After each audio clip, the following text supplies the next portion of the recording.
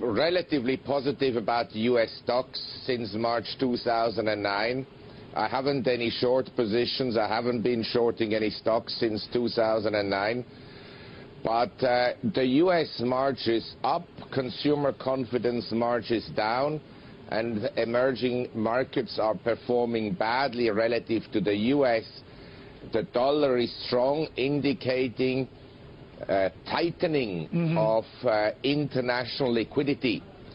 And so I don't think that the U.S. market will go up a lot from here. I rather think that there is now considerable downside risk.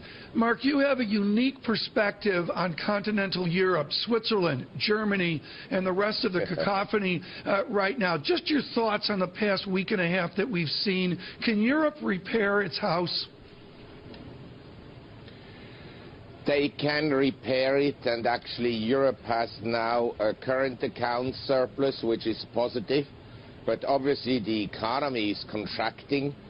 We are in recession in Europe, and this will have an impact on the corporate profits of U.S. corporations as well, because, say, 40% of S&P earnings come from overseas, but the bulk actually comes from Europe of those 40% and not from emerging economies.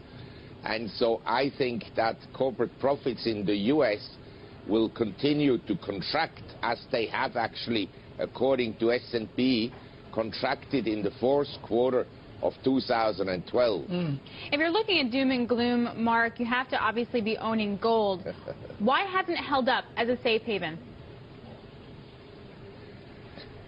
Well, you see, when you print money, the money doesn't flow evenly into the economic system.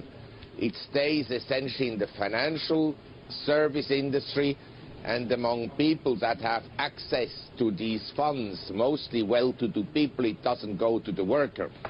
Now, I just mentioned it doesn't flow evenly into the system. Now, from time to time, it will lift the NASDAQ, like between 97 and March 2000. Then it lifted home prices in the U.S. until 2007. And then it lifted commodity prices in 2008 until July 2008, when the global economy was already in recession. And more recently, it's lifted selected emerging economies, stock markets, Indonesia, the Philippines, Thailand, up 4 times from the 2009 lows, and now the U.S. So we're creating bubbles and bubbles and bubbles. And also this bubble will come to an end. My concern is that we're going to have a systemic crisis where it's going to be very difficult to hide. Okay, Marc. Even in gold will be difficult to hide. Marc, my final question to you is simple. Within your report and the great caution that your readers look for from you, we've just seen bank accounts raided in Cyprus. Does this set a precedence for Europe, or is it a one-off event in Cyprus? Well, MF Global, the depositors were also raided. It's nothing unusual. And philosophically, I believe that we shouldn't have deposit insurances, blanket insurances by governments, because it would force savers to be very careful with which bank they would deposit the money. And so the good banks would pay very low interest and take low risks. And banks that take... No conversation with you can be complete without bringing up gold, so I want to do that before we go. You've said approximately 25% of your assets in gold, which is a very large amount by any measure. I love your often cited quote that you will not sell any of your gold as long as people like Ben Bernanke are running the world's central banks. So what's your near-term outlook for gold? And for people that want to hold it, how can they protect yourself from one of your concerns, which is confiscation? Yes, I have some concerns about confiscation, obviously, especially in the United States. In other countries, less. And I still think that over time the price of gold will go up, maybe not quite as much in percentage terms as in the years 1998 to last year's high at $1,921 last September. But I think the trend will be up. There will be fluctuations in a bull market for an asset class, say the bull market in stocks 1982 to 2007, in 87 stocks fell 40–50%, and then they went up another 8 times. So we can have big corrections in all markets, and that could also happen to gold.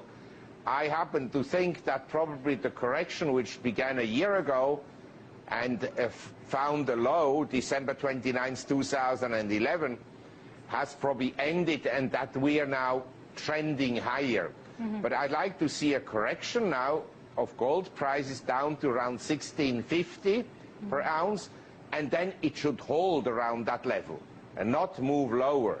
That would give me more confidence that now the next leg of the bull market has gotten underway. The Fed doesn't know either when they will slow down their bond purchases. First of all, on a closer analysis, the jobs report wasn't particularly good because a lot of full-time jobs were lost and part-time jobs were added. So I wouldn't call now the jobs report as supportive of, say, tighter monetary policies.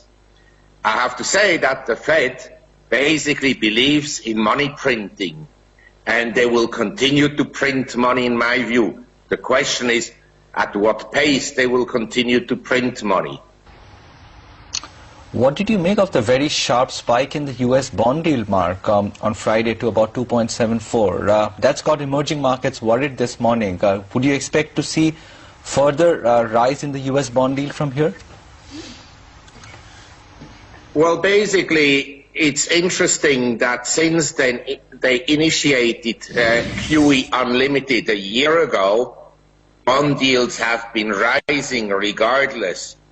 And it will be interesting to see in the months ahead what the impact of the increase in interest rates is on, say, the housing market and on asset prices and so forth. So I would say, looking actually at the past predictions by the Federal Reserve, they have no clue themselves. I think the view at the Fed is it will cause less damage not to taper off than to taper off. That would be my assessment of their thinking. Not that I would agree with it, but that is the way they think. This news flow has spelled bad news for the Indian currency in specific, Mark. We've gone all the way below the 60 level. There is a bit of a panic situation on where it could be headed. Do you think all these macro issues, the currency, the deficit needs to be addressed urgently? Yes, the better deal soon with it. Otherwise, the currency will continue to weaken. And let me just remind you, the Indian market is still lower than it was in January 2008, and in US dollars, the Sensex is down precisely 41% because in January 2008, $1 was still worth 39 rupee, and now it's worth 60. So again, when you talk about stock market, yeah, maybe the stock market doesn't go down, but the currency goes down, or the stock market goes up and the currency goes down even more. And when the currency weakens, it hurts the average household much more than the few well-to-do people. That's the currency, Mark, but what about emerging market equities? Do you see more pain ahead for all these markets, even more than what we've experienced over the last few months? In general, I think that most stock markets peaked out, some already in 2011, some didn't even make a new high above the 2007 highs, and I believe that there is further downside risk in all markets, including